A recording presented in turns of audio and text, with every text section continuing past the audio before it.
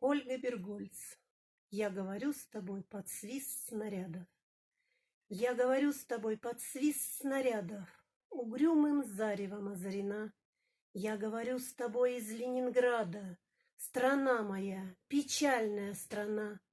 Кронштадтский злой неукротимый ветер в лицо мое закинутое бьет. В бомбоубежищах уснули дети, ночная стража стала у ворот.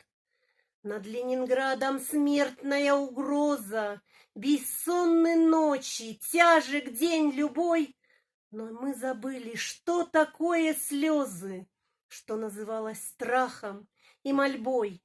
Я говорю, нас, граждан Ленинграда, не поколеблет грохот канонад. И если завтра будут баррикады, мы не покинем наших баррикад. И женщины с бойцами станут рядом, и дети нам патроны поднесут, и надо всеми нами зацветут старинные знамена Петрограда. Руками сжав обугленное сердце, такое обещание даю.